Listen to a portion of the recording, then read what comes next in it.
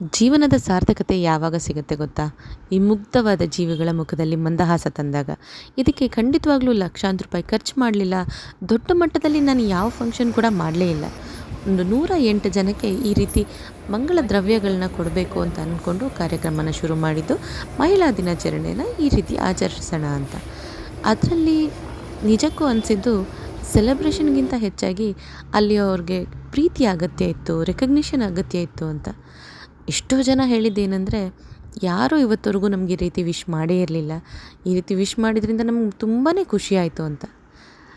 ಪ್ರೀತಿ priceless ಅಂತ ಹೇಳ್ತಾರೆ. ಆ ಪ್ರೈಸ್ಲೆಸ್ ಪ್ರೀತಿನ ಹಂಚೋದ್ರಲ್ಲಿರೋಂಥ ಖುಷಿ ಖಂಡಿತವಾಗ್ಲೂ ಬೇರೆ ಯಾವುದರಿಂದನೂ ಸಿಗ್ತಾ ಇರಲಿಲ್ಲ ಅನಿಸುತ್ತೆ. ನನಗನ್ಸಿದ್ದೇನು ಗೊತ್ತಾ? ಈ ಪ್ರಪಂಚದಲ್ಲಿ ಎಲ್ಲಕ್ಕಿಂತ ಬೆಲೆ ಬಾಳುವಂಥದ್ದು ಪ್ರೀತಿ ಮಾತ್ರ ಅನಿಸುತ್ತೆ. ಆ ಪ್ರೀತಿನ ಹಂಚಿದಾಗಲೇ ಇಂಥ ಒಂದು ಸಾರ್ಥಕತೆ ಸಿಗುವಂಥದ್ದು.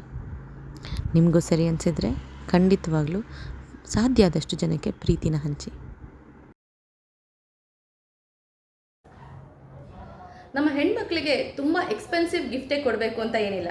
ಅವರು ಖುಷಿ ಪಡೋದು ಅರಿಶಿಣ, ಕುಂಕುಮ, ಮಂಗಳ ದ್ರವ್ಯಗಳು, ಬಳೆಗಳು ಆಗಿರ್ಬೋದು, ಅಥವಾ ಸಣ್ಣ ಪುಟ್ಟ ಕಾಸ್ಮೆಟಿಕ್ಸಿಂದ ಹಿಡಿದು ಸ್ವೀಟ್ಸ್ವರೆಗೂ ನಮ್ಮ ಹೆಣ್ಮಕ್ಳಿಗೆ ಎಲ್ಲನೂ ಪ್ರಿಯವಾದದ್ದೇ.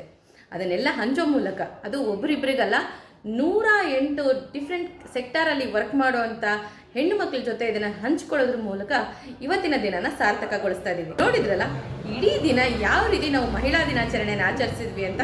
ಖಂಡಿತವಾಗ್ಲೂ ನಿಮಗೂ ಈ ವಿಡಿಯೋ ಇಷ್ಟ ಆದಲ್ಲಿ ಅಥವಾ ಸ್ವಲ್ಪ ಮಟ್ಟಿಗೆ ಪ್ರೇರಣೆ ಅನಿಸಿದಲ್ಲಿ ನೀವು ಕೂಡ ನಿಮ್ಮ ಮನೆ ಹತ್ತಿರ ಇರುವಂಥ ಮಹಿಳೆಯರ ಜೊತೆ ಈ ಸಂಭ್ರಮವನ್ನು ಹಂಚಿಕೊಳ್ಳಿ. ಧನ್ಯವಾದಗಳೊಂದಿಗೆ ದೀಪಾ ನಾಗೇಶ್.